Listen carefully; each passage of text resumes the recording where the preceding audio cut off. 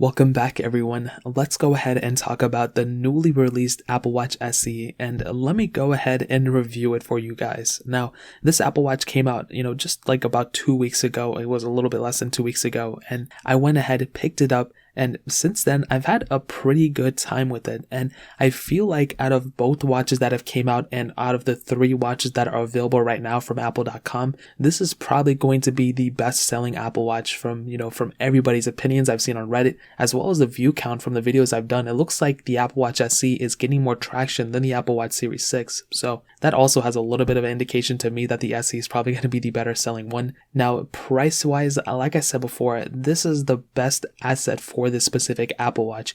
Apple knows that they can make a lot of money off the hardware, but they can also make a lot of money from people being invested in the ecosystem and especially going to the cloud. And I don't know what they're going to do with this specific Apple Watch, but I think another big selling point of them was the Apple Fitness Plus, whatever that thing was called. And basically it's like a subscription model for, fitness and stuff. And I feel like with the Apple Watch, they're willing to, decrease the price of the Apple Watch if they can, get them to, subscribe to a Fitness Plus thing or buy an iPhone or anything like that. Now for $279, you are getting the base model, which I personally think is a really good deal, but I would still probably recommend getting the upper tier model. And I'll leave both models linked down in the description below from Amazon, so you can get them from there and help support the channel at the same time. And they are exactly the same prices from Apple. They may even be a little bit cheaper if you're watching this like a couple months later. Now looking around the specific Apple Watch, I think first of all, it's still a great looking device. They really haven't changed anything from the external. So if you're getting the Series 6 or Series 4 even, they're all going to be looking exactly the same. Now the display on it I think is really good.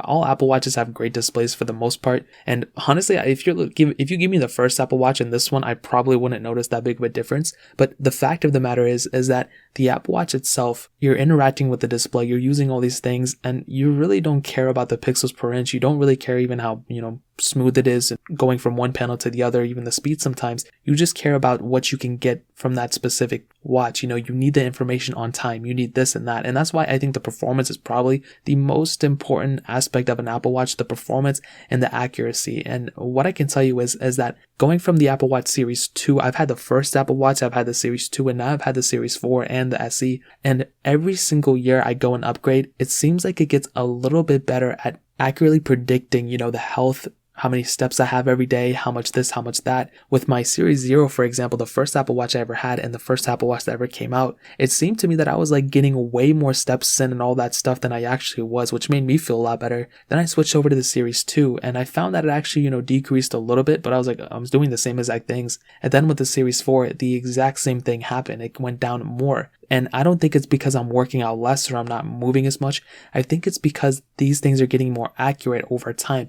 And with the SE, it's just another addition into that layer. And it's going to be giving you way more accurate results. On top of that, you have the ECG capability. You can measure your heart rate and all those things. And that's something that's very important. You also have fall detection from the Apple Watch SE. And in terms of a health conscious move, getting an Apple Watch will keep you kind of in the loop of all these different things that are going on in terms of your activity. And that's why I like my Apple Watch. When I'm running, whenever I'm doing something, I don't really have to measure the time. I don't have to worry about all these things. I just set my Apple Watch. I just look at the steps that I do every day. As long as I'm hitting that goal, that I'm set. And this Apple Watch SE is perfect for that. And even for the top tier people who want to run marathons and all that stuff, it can accurately predict so many things. And I think that's the biggest advantage for the SE, even the Series 6. It does a better job from previous Apple Watches at determining it. If you're actually running, if you're actually not running, if you're swimming, if you're doing this, if you're doing that, it can predict it better. With my Series 2, Series 3, it did an okay job. It gets better over time. But with this SE, I noticed that it did a better job of predicting and kind of accurately measuring my health and kind of my activity throughout the day, which is something that's really, really important for these type of Apple Watches. Now, software-wise, it's obviously going to be fine. It has watchOS 7. It's going to get you from point A to point B. It's going to be great. And, software, I think, is great on these watches. And to give you an example, a watchOS is built around these newer Apple Watches, the Series 5, the SE, and the Series 6. They're keeping those in mind. So it's not really going to mess up on these devices too much. It's going to mess up on the older ones a little bit. And this device is going to be getting software lifecycle for a bit of time. It's not getting, outdated today. It's going to be lasting for quite a bit of time. And I would say probably 3-4 years of software updates for these watches. It's definitely not as long as iPhones, but it's still a really good amount of software, and you're going to be perfectly fine when it comes down to it. Now, because it does have that S5 chip inside of it, it's not the newest one like the S6, but I still think it's perfectly fine. The Series 5 was a great performing device, and the Watch SE is really, really good too. Like, I compared it to a ton of other watches. I even compared it to the Series 6, and maybe there was a little bit of difference, but honestly, it was like kind of the same. Like, you're not going to notice this day by day. You'll notice it maybe like 3-4 years from now when you compare SE to the Watch, 9 or something. But right now and probably forever, you're not going to notice it. And you'll probably end up breaking the watch and upgrading before you even notice this thing, being slow or anything like that. So performance wise, it'll go ahead and, do everything you need to.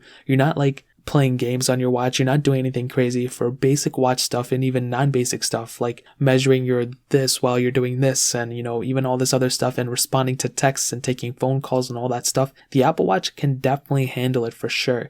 You're not going to feel like you're missing out on anything. And one of my favorite things about an Apple Watch is storing music onto it and then playing it while you're on the go. And this is a perfect watch for that. You can get a storage model that's, I don't know, I think it tops out at 16 gigs or something. You can go ahead and put all that music on here, take a run without bringing your phone, and not have to worry about anything, which is a really cool asset for this Apple Watch. So really, when it comes down to the SE's performance, perfectly fine. You're not going to feel like you have a slow device.